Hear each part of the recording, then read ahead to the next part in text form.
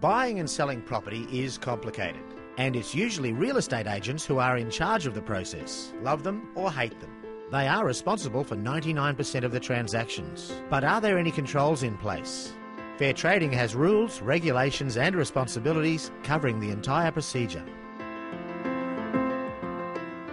A real estate agent is involved in what is often the biggest financial transaction in people's lives. It is therefore understandable that there are a number of acts, legislation, and rules that relate to real estate agents. The real estate agent must have knowledge and understanding of the Property, Stock and Business Agent Act and regulations and any other relevant legislation. The second rule is that they must comply with their fiduciary obligations, which are contained within the Act. The third rule is what we all see as common sense. It includes honesty, fairness, and professionalism. The fourth rule relates to skill, care, and diligence of the real estate agent.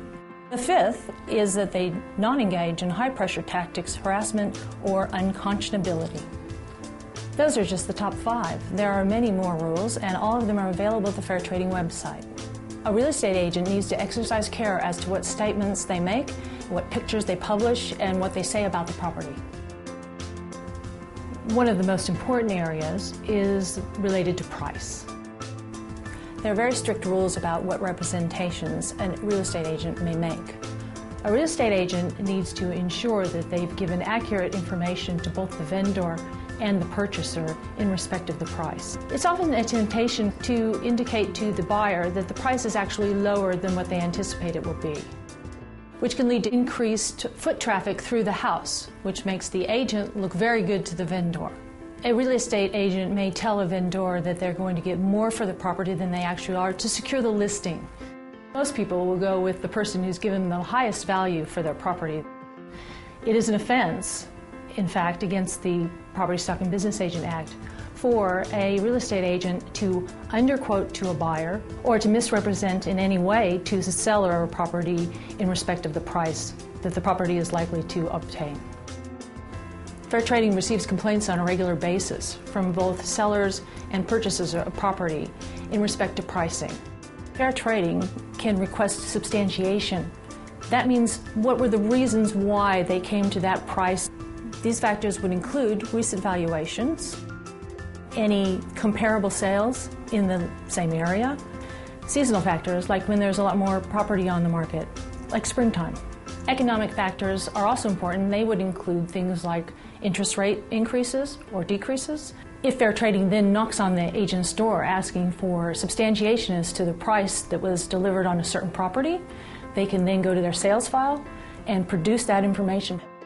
To help real estate agents get it right, they can come to our website and look up the estimated price guideline, which can be most helpful in making that determination.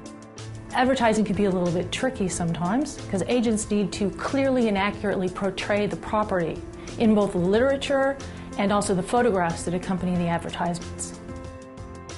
Agents should be very careful of the hiding or concealing of unfavorable characteristics such as perhaps power lines. There is disciplinary processes which may impact the real estate agent's license. It may also result in a fine. There's also the possibility of prosecution in the local court. There are a number of ways of selling a house. The most common is by private treaty. The sales process begins with the preparation of the contract for sale. Once the property goes out on the market and offers are sought with a price listed, negotiations are entered into between prospective buyers and the vendor, and once the agreement is reached, contracts are exchanged. There is a possibility, before the contract is exchanged, that a second purchaser may come in with a higher bid. And it's not until you have that signed, exchanged contract that you have this purchase locked in. Private treaties, there's typically a 5-day cooling off period. Once the cooling off period has expired, there's now a binding contract, and the purchaser is bound to purchase the property, and the vendor is also bound to sell it.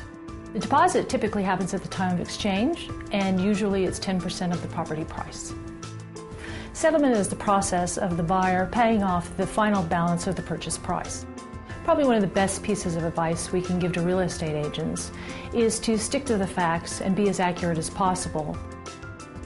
If you have any questions about the sales process, just give Fair Trading a call. They're here to help.